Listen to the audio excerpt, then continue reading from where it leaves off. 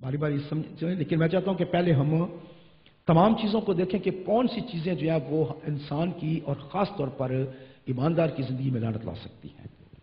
अभी हमने देखा है खुदा की आवाज़ को ना सुनना, उसके बाद सेकंड है खुदा के कलाम को सुनना और उस पर अमल ना करना।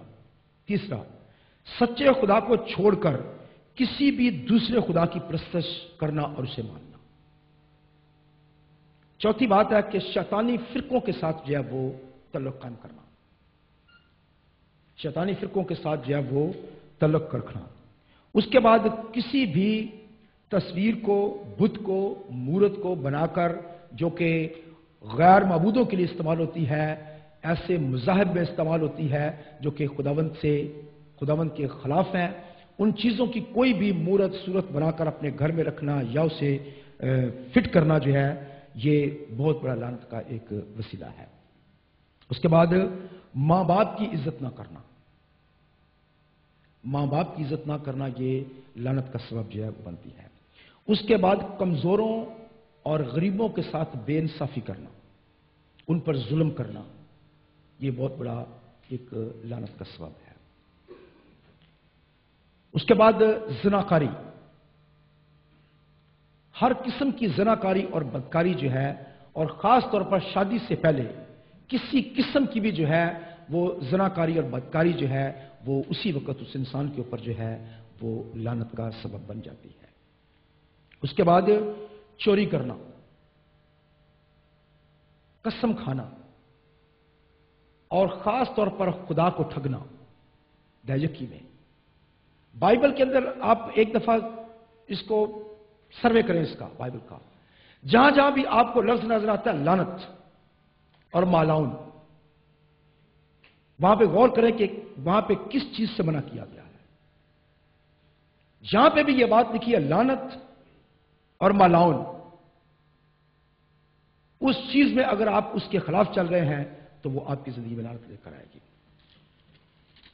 उसके बाद किसी भी अथॉरिटी वाले शख्स की बद्दुआ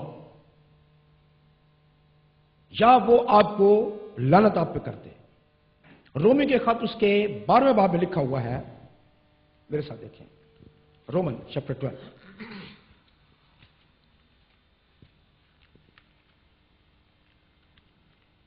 रोमन चैप्टर 12 और उसकी पढ़े जी 14 और 15 आयत जी। 14 आयत बल्कि उसकी एक, जो तुम्हें सताते हैं उनके वास्ते बरकत चाहो, लानत ना करो। हाँ जी, जो तुम्हें सताते हैं उनके वास्ते बरकत चाहो, लानत ना करो। ये बाइबल का एक अच्छा असूल है कि मसीह जो है वो दूसरों की लानत ना करें, खास तौर पर ईमानदार जो है वो दूसरों के ऊपर लानत ना करें। आप जानते हैं क्यों? क्योंकि आपके अंदर जो है वो खुदा का पाक रूह है, आपके बोले हुए अल्फाज के अंदर एक पावर है, एक ताकत है।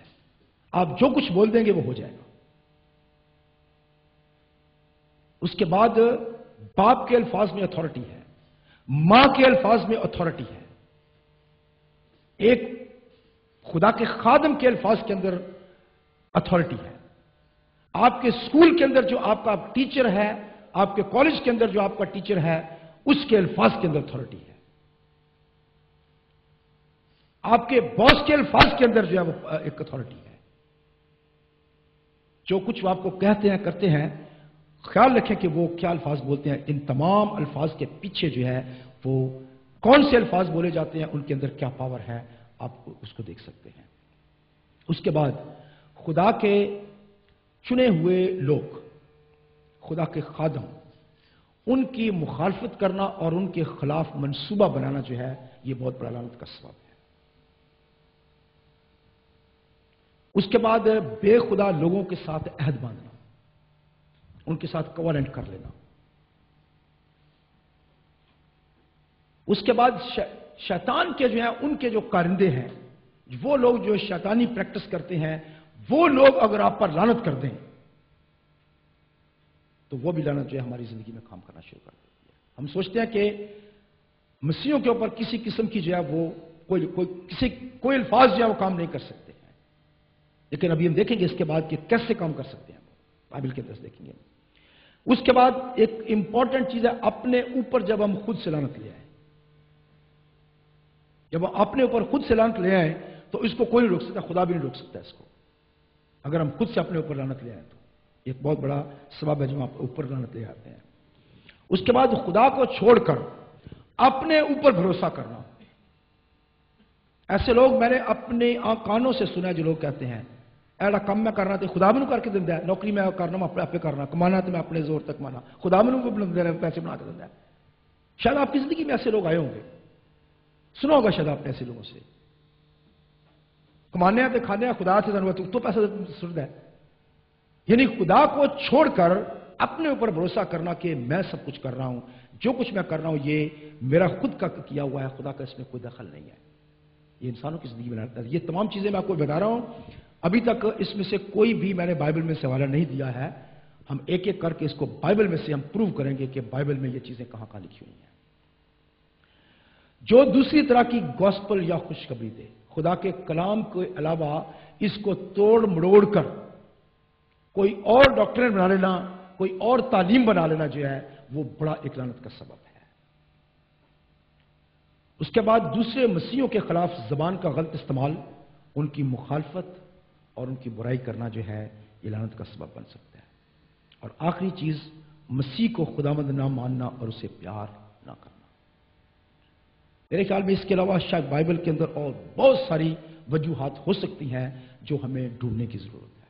मेरे ख्याल में अगर हम पाकरू से पूछें कि खुदावंद तू बता शायद किस तरीके से और कोई, जब ये इस प्रोसेस से मैं खुद गुजर रहा था तो जहां जहां भी मुझे याद आता था, शायद 5-6 महीने मुझे लगे, जहां जहां भी मुझे याद आता था कि मुझसे ये फलां जगह पे ये गलती हुई थी, मैं उसी वक्त जो है वो झुक कर खुदा से माफी मांगता था उस बात के लिए और एक्सेप्ट करता था, खुदावंद हाँ मुझसे ये गलती हुई थी, मैंने ये किया था और मैं उस बात को आज।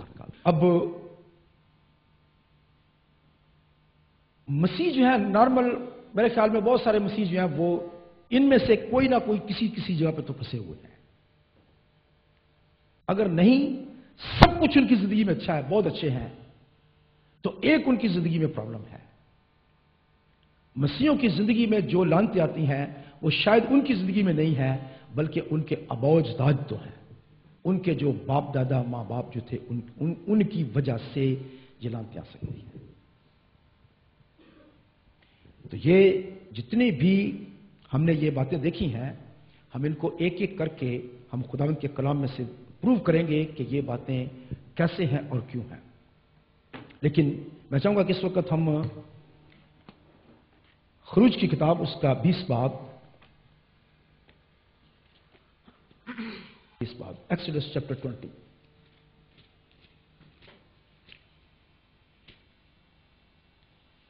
और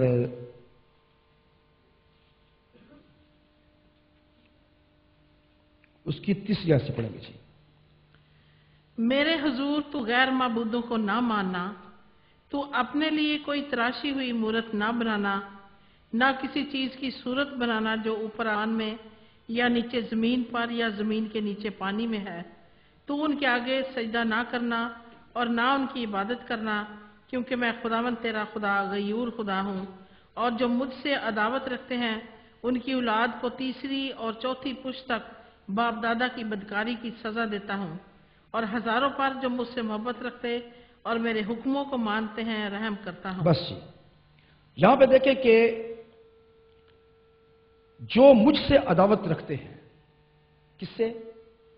खुदावंद से। जो मुझसे अदावत रखते हैं उनकी औलाद को तीसरी और चौथी पुश्त तक बाप दादा की बदकारी की सजा देता हूं। ये खुदा के कलाम का फैसला है कि चौथी पुश्त तक जो है वो सजा मिलती है। भले आप जानते हैं या नहीं जानते हैं, आप बड़े अच्छे काम कर रहे हैं, लेकिन अगर आप दूसरी पुश्त में हैं, तीसरी पुश्त में हैं, चौथी पुश्त में हैं, तो खुदा के कलाम के मुताबिक बाप दादा की जो पुश्त दर पुश्त जो बदकारी चली आ रही है वो हमारे ऊपर है। अब आप जानते हैं कि चौथी पुश्त तक जो वो कितने लोग बनते हैं?